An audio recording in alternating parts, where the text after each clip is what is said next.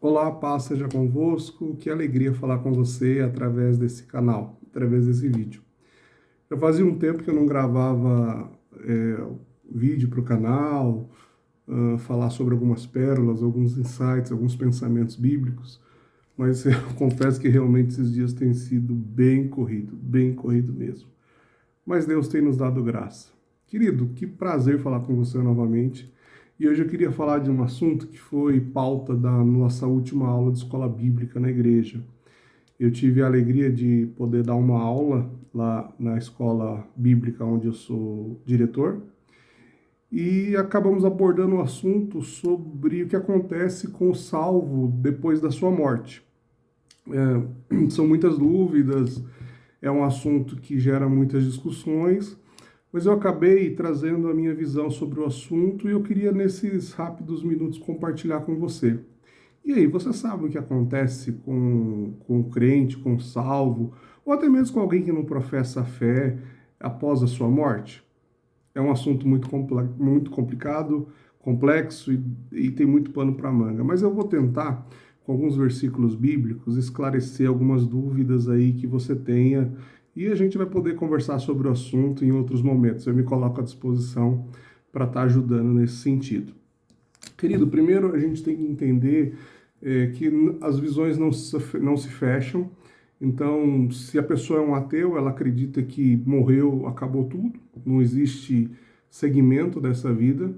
Se a pessoa é católica, é cristã católica, ela acredita que existe um purgatório.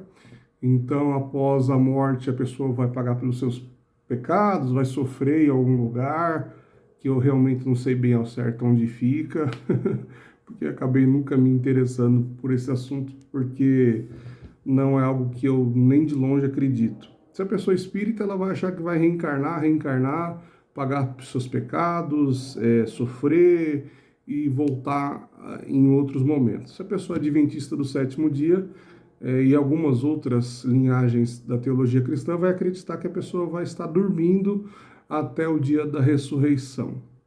Bom, o que é fato e o que é verdade é que nenhuma dessas visões elas coadunam com o que a Bíblia diz. A Bíblia refuta todas essas ideias. E aí eu queria trazer um pouquinho sobre o que acontece com o cristão, com o servo de Deus depois da sua partida aqui dessa terra. Eu queria que você pegasse um papel e uma caneta, se você quiser anotar, ou visse esse vídeo em algum outro momento com mais tranquilidade.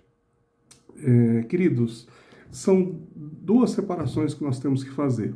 Primeiro, antes de Cristo, antes da sua morte na cruz, efetivamente, e após a sua morte. Eu queria usar como base do que a gente vai conversar agora o livro de Lucas, o Evangelho segundo escreveu São Lucas, capítulo 16, e a partir do versículo 22. É um texto bem conhecido, fala sobre a morte do rico e de Lázaro. Acho que você já conhece bem a história, mas eu queria ler alguns versículos para embasar o que eu vou conversar contigo. Chegou o dia em que o mendigo morreu e os anjos o levaram para junto de Abraão. O rico também morreu e foi sepultado no Hades, onde estava sendo atormentado. Ele olhou para cima e viu Abraão de longe, com Lázaro ao seu lado. Então chamou: Pai Abraão, tem misericórdia de mim, e manda que Lázaro molhe a ponta dos seus dedos na água e refresque a minha língua, porque estou sofrendo muito neste fogo. Mas Abraão respondeu: Filho, lembre-se de que durante a sua vida você recebeu coisas boas, enquanto Lázaro recebeu coisas más. Agora, porém, ele está sendo consolado aqui, e você está em sofrimento. E além disso, há entre vocês e nós um grande abismo, de forma que os que desejam passar para o nosso lado, do nosso lado para o seu, ou do seu para o nosso, não conseguem. Ele respondeu: Então eu te suplico, Pai, manda Lázaro ir à casa do meu pai, pois tenho 5 irmãos. Deixa que ele os avise, a fim de que eles não venham também para este lugar de tormento. Abraão respondeu: Eles têm Moisés e os profetas, que o ouçam. Não, pai Abraão, disse ele, mas se alguém dentre os mortos fosse até eles, eles se arrependeriam. Abraão respondeu: Se não ouvem os Moisés e os profetas, tampouco se deixarão convencer, ainda que ressuscite alguém dentre os mortos. É consenso entre os professores de teologia, entre as pessoas que estudam a Bíblia, que a única parábola que nós temos certeza que não é uma história para ilustrar uma verdade do reino, porque essa é a função das parábolas, é a parábola de Lucas capítulo 16. Porque ela tem local, ela tem nome próprio, Jesus coloca personagens reais dentro da história, então nós passamos a entender e a crer que essa parábola não é simplesmente uma história para inspirar uma verdade divina, mas ela é uma história real que se passou e Jesus Cristo contou, e essa história se passou em algum momento da eternidade. E o nosso Cristo, que é Deus, que é ontem, hoje e eternamente, entendeu e passou essa parábola para os seus discípulos. Então, duas coisas nós precisamos entender. Antes de Cristo morrer naquela cruz, quando as pessoas que eram ímpias, que não criam em Deus, que eram pessoas más, morriam, elas iam ser atormentadas no Hades. Então, existe um lugar que não é o último julgamento, não é o último castigo, existem lugares piores, a Bíblia diz, que as pessoas elas eram atormentadas. Jesus usa em algumas parábolas que as pessoas eram levadas pelos espíritos atormentadores, os verdugos, e eles atormentavam essas pessoas. Era um lugar onde o verme não cessava de comer a carne, era um lugar onde o fogo não se consumia. O rico estava sendo atormentado, porque em vida ele foi uma pessoa réproba, uma pessoa, a palavra difícil que eu usei agora, uma pessoa reprovável e que não confessou Jesus como seu Senhor ou creu em Deus pela fé como os outros personagens da Bíblia assim o fizeram. Então, antes de Cristo, essas pessoas quando morriam iam ser, os espíritos malignos vinham, tomavam a alma dessa pessoa, levavam para ser atormentada. Em contrapartida, quando o mendigo morre, quando Lázaro morre, os anjos do Senhor vêm e recolhem a alma daquele santo. Recolhem a alma daquele santo.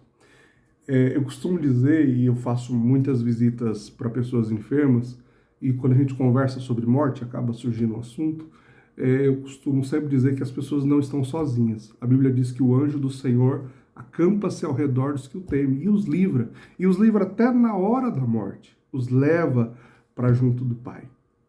O anjo do Senhor tem essa função. Então, Lucas 16 afirma isso, que os anjos pegaram aquele mendigo e levaram até um lugar chamado Seio de Abraão.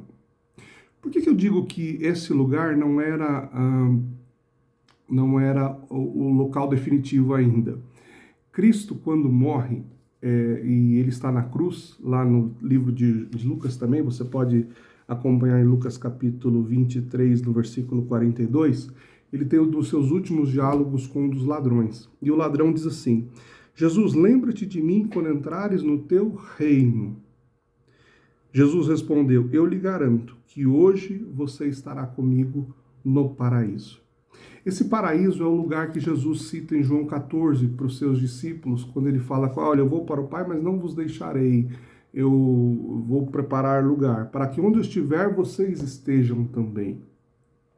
Jesus inaugura o paraíso com o ladrão. E se você ler o texto, diz assim: em verdade, Jesus, eu lhe garanto, ou em algumas versões eu lhe afirmo, hoje você estará comigo no paraíso, versículo 43.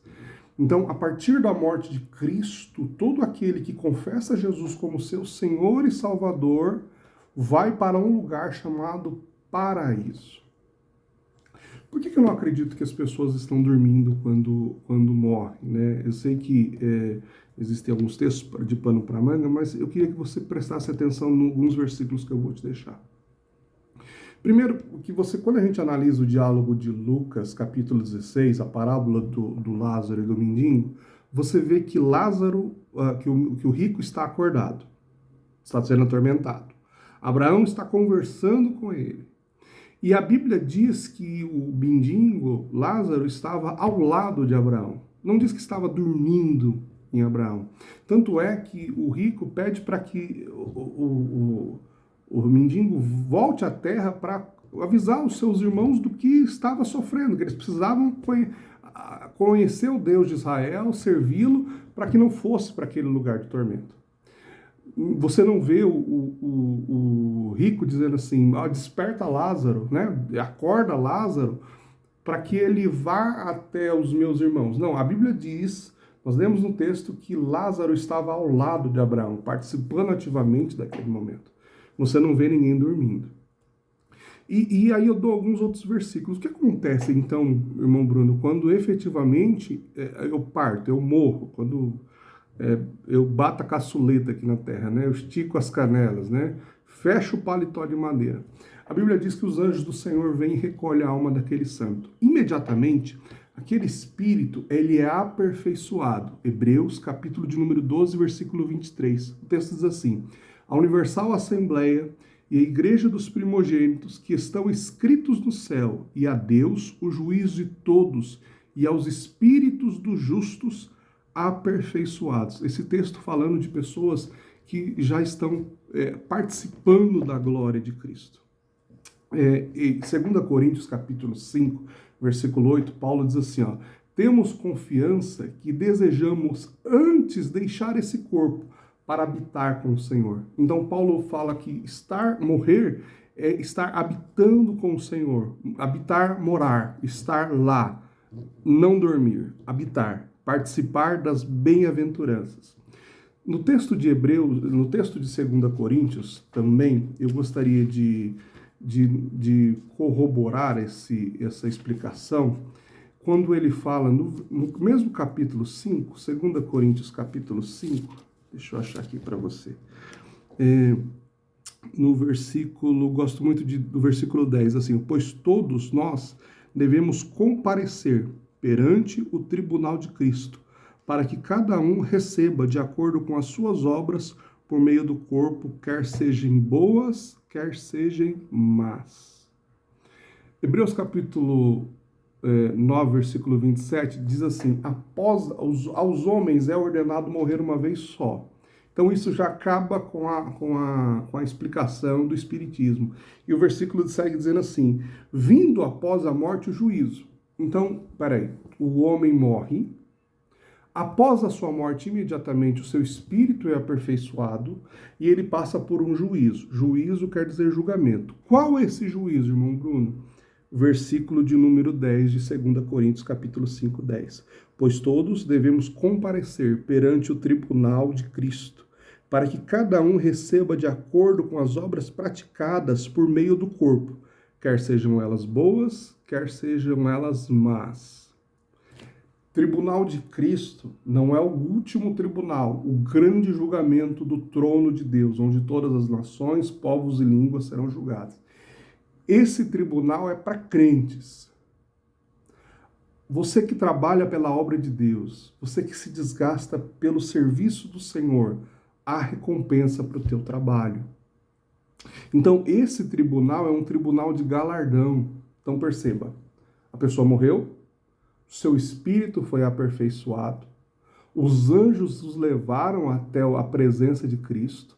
Hebreus fala que após a morte segue-se o juízo, então existe um julgamento que corrobora com 2 Coríntios capítulo 5, versículo 10, que diz que todos nós devemos comparecer ante esse tribunal. Então, quando eu parto dessa terra e estou na presença de Cristo, eu vou ser julgado. E aí ele vai me entregar os meus galardões, as recompensas. Toda a dor, todo o sofrimento que nós passamos aqui na terra como servos de Deus, todas as humilhações terão uma recompensa. Cristo nos recompensará. Quem muito trabalhou, muito receberá. Quem pouco trabalhou, pouco receberá. A salvação é para todos. Estar no céu, participar das benécias celestiais, do paraíso, conhecer o rio da vida, aquela árvore que está plantada no meio da cidade, e as suas folhas são remédios para as nações, como o Apocalipse diz, é para todos. Mas galardão, recompensa, é para quem se gastou e se desgastou aqui na obra de Deus. Quem doou a sua vida. Por isso que eu insisto e repito isso, eu quero trabalhar até o último dia da minha vida para o Senhor.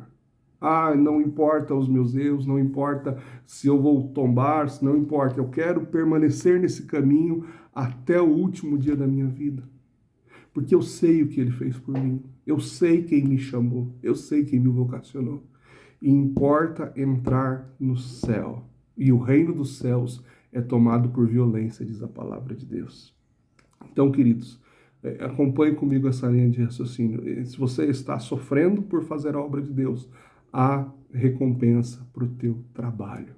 Deus não deve nada a ninguém. O apóstolo Paulo diz em Filipenses capítulo 1, 23, que ele tinha desejo de partir, porque estar com Cristo é muito melhor. Estar com Cristo é muito melhor do que estar aqui. Então, o salvo, quando ele morre e ele recebe esse galardão, ele já começa a participar das bênçãos de Deus, consciente, entendendo o que está acontecendo, porque senão como é que você receberia a recompensa? As pessoas falam assim, no céu não teremos memória. Teremos sim. No céu a minha mente será transformada, será aperfeiçoada, perfeita ela estará. O meu corpo será transformado. Então, no céu não haverá velhinhos de bengala, existirá um corpo glorificado em pleno vigor. E nós estaremos lá, naquele lugar, participando das bênçãos de Deus. Então, após recebermos essa recompensa, percebe que não tem ninguém dormindo até a história que eu contei até agora. Recebemos essa recompensa, estamos lá reinando com Cristo, participando das bodas do Cordeiro, participando daquele momento maravilhoso, onde a noiva, que sou eu e é você, encontre com o seu noivo. Aí, queridos, se por um acaso você não for do time que vai ver a segunda vinda de Cristo, né, quando os vivos serão transformados e subirão ao céu. Se porventura você morre antes desse evento, nossos irmãos que já estão com o Senhor, nossos irmãos que já serviram a Deus aqui nessa terra, que já estão participando das bênçãos e das bem-aventuranças celestiais, a alma desses crentes, o espírito desses crentes, quando Cristo volta para a terra, essa alma ela entra junto com o corpo e esse corpo é transformado. Os mortos serão transformados e encontrarão com Jesus nos ares. Encontrarão com Jesus nos ares. E Paulo fala assim, e nós que estivermos vivos, né, os que estiverem vivos, serão transformados depois dos mortos e subirão com o Senhor para reinar para sempre. Então, queridos, eu queria deixar essa palavra para vocês, que entendam que não existem pessoas que estão dormindo no céu. Não tem cama lá para dormir. Olha só o que a Bíblia diz em Apocalipse 14, 13.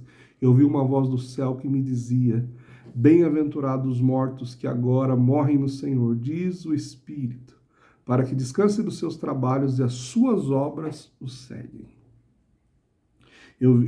Apocalipse 6, 9 é o texto que eu quero terminar fechando. As pessoas, quando Paulo cita, falando assim, os que dormem no Senhor, a Bíblia tem 2 versículos que falam sobre isso, sobre os que dormem. Preste atenção numa coisa. Existe algo que você precisa entender na palavra de Deus que chama-se eufemismo. É uma estrutura de linguagem que se usa para denominar uma coisa. Eu explico. Paulo estava vendo os cristãos sendo perseguidos, sendo mortos, sendo massacrados. Mães tinham seus filhos jovens arrancados dentro de casa e massacrados em praça pública, jogados nas covas dos leões, destruídos através de espadas, de flechadas, de golpe de murro, de faca, por serem cristãos. Quando essas mulheres estavam desesperadas, Paulo olha e fala assim, não se turbem o vosso coração. Eles dormem no Senhor e um dia serão ressuscitados. Então Paulo usa esse termo para aliviar o coração daquelas mães. Não necessariamente que eles estavam efetivamente cochilando. Então eu quero que você entenda o que esses versículos querem dizer. Eu fecho esse texto, eu fecho essa conversa, e obrigado por esses minutos que você passou comigo, com Apocalipse 6, 9. Diz assim a palavra de Deus, e havendo aberto o 5º selo, eu vi debaixo do altar as almas dos que foram mortos por amor da palavra de Deus e por amor do testemunho que deram. Eles clamavam com grande voz, dizendo, até quando, ó verdadeiro e santo dominador, não julgas o sangue, o nosso sangue o sangue dos que habitam sobre a terra? Não julgas e vingas o nosso sangue dos que habitam sobre a terra? Eles foram mortos por amor à palavra e estavam debaixo do trono de Deus, clamando e dizendo: Senhor, não julgas o nosso sangue que foi derramado? Se o crente, quando morre, dorme, ele não clama, porque esses mortos aqui, de Apocalipse capítulo 6, versículo 9, estavam gritando debaixo do trono de Deus, dizendo: Senhor, faz justiça. Conscientes, lembrando do que tinha acontecido aqui na terra e acordados para clamar, porque quem está dormindo não está clamando. Meu irmão, eu sei que existem alguns outros pensamentos, pessoas que pensam diferente de mim, e eu respeito demais, Quero ser seu irmão e chegar no céu, junto com você e a nossa família. Mas fica esse alerta para que nós entendamos o que a palavra de Deus diz. Não o que os pensamentos dizem, o que a palavra de Deus está dizendo. Eu espero que você tenha gostado. Eu peço seu like nesse vídeo, né? Se você gostou, envie para algum amigo. Às vezes as pessoas têm muita dúvida sobre esse assunto. E eu acredito que esses versículos vão dar um caminho de como chegar lá. Outra coisa que eu queria finalizar dizendo. Todos nós passaremos por essa experiência. Todos nós um dia encontraremos com o nosso Criador. E a Bíblia diz: prepara-te, ó Israel, para encontrares com o Senhor, teu Deus. Como você estará nesse dia? Como é que estão as suas vestes hoje? Como é que está a sua comunhão com Deus? Como é que está o seu tempo de oração? Você está indo na casa do Senhor? Você está congregando? Você está participando da obra dele? Querido, não perca tempo. Uma coisa que nós sabemos é que nós iremos partir. Não sabemos quando nem de que forma, mas um dia nós iremos. E quando nós estivermos lá, nós temos que estar preparados. Porque duas situações vão acontecer. Se os anjos vierem recolherem sua alma, beleza, você já está num caminho bom. Mas se imediatamente atormentadores começarem a vir procurar você e levar você para o momento de tormento eterno, não tem mais oração que se faça pela alma dos que foram. Então, tudo que você vai viver na eternidade, você tem que definir aqui, nesse momento. Eu espero que essa reflexão te ajude a pensar sobre isso, te ajude a entender um pouco mais sobre isso e que você seja muito abençoado. Qualquer dúvida que você tiver, eu estou à disposição. Vai ser um prazer conversar sobre a palavra de Deus, porque é o que eu amo fazer, é conversar sobre a palavra de Deus, é falar da palavra de Deus e falar do amor dele. Eu espero que você se volte para Cristo, hoje, agora, nesse momento. Não perca tempo, porque nós não sabemos, não sabemos o dia de amanhã, nós não sabemos o que vai acontecer daqui a 2 minutos. Então, meu convite para você: todo aquele que invocar o nome do Senhor será salvo. Invoque esse nome, creia nesse nome, viva por esse nome, e você viverá a eternidade gozando com muita alegria nesse nome. Deus te abençoe, um grande abraço, até o próximo vídeo.